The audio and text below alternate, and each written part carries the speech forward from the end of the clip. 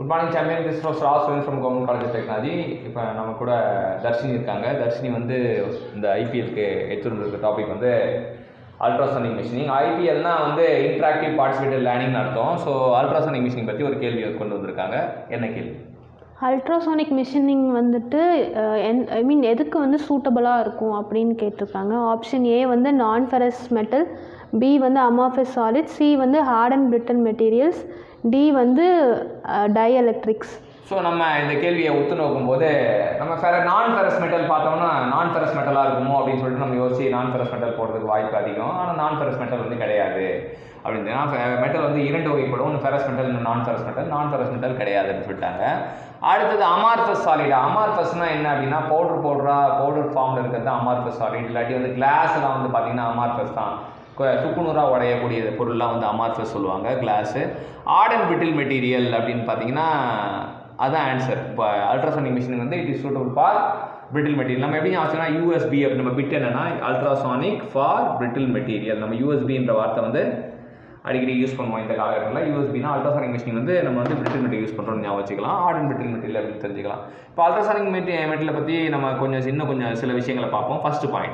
First point வந்துட்டு இப்போ இந்த ஹோல்ஸ் எல்லாம் போடுறதுக்கு கிளாஸ் பிளேட்டில் இப்போ டிசைன்லாம் போடுறாங்க இல்லைங்களா, அதுக்கெலாம் வந்து யூஸ் பண்ணுறாங்க. ஸோ கிளாஸ் பிளேட்டில் ஓட்டை போடணும் அப்படின்னு ஆசைப்பட்டீங்கன்னா நீங்கள் எந்த ப்ராசஸ் யூஸ் பண்ணால் அல்ட்ராசானிக் மிஷினிங் யூஸ் பண்ணணும். Second point.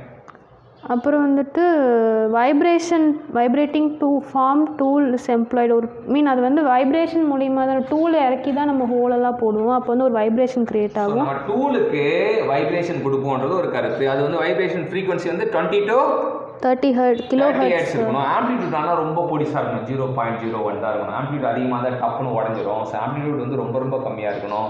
ஆனால் வைப்ரேஷன் வந்து 20 to 30 கிலோஹெர்ட்ஸ் இருக்கணும். அடுத்த பாயிண்ட், ஆம்ப்ளிடியூட் வந்து 0.1, நாட் வந்து 0.6 mm இருக்கலாம். அடுத்தது இது வந்துட்டு ஒர்க் சர்ஃபேஸில் வந்துட்டு ப்ரெஷர் அப்ரசிவ் ஸ்லரியில் நம்ம கண்டிப்பாக அப்ரசிவ் ஸ்லரி தேவைப்படும். அப்ரசிவ் ஜெட் மிஷின் வந்து அப்ரசிவ் தேவையில்லை. அல்ட்ராசானிக் மிஷினுக்கும் அப்ரசிவ் ஸ்லரி தேவை. அப்ரசிவ் ஸ்லரி வந்து ஒரு உதாரணம் கொடுத்துருக்காங்க, boron carbide mixed with water சொல்கிறாங்க. போரான் கார்பைட் வந்து ஒரு அப்ரசிவ் தான். அதை வந்து எப்படி ஃப்ளோ பண்ணுவோன்னா ஃப்ளோ அண்டர் ப்ரெஷரில் கேப் ஒரு டூலுக்கும் ஒர்க் பீஸ்க்கும் இருக்கிற கேப்பில் நம்ம ஃப்ளோ பண்ணுவோம். ஸோ வந்து டூலுக்கும் ஒர்க் பீஸ்க்கும் நடுவில் உள்ள கேப்பில் தான் அந்த ஃப்ளோ அண்டர் த ப்ரெஷர் சொல்கிறோம். டூல் வந்து எந்த மாதிரி ஷேப்பில் இருக்கும்?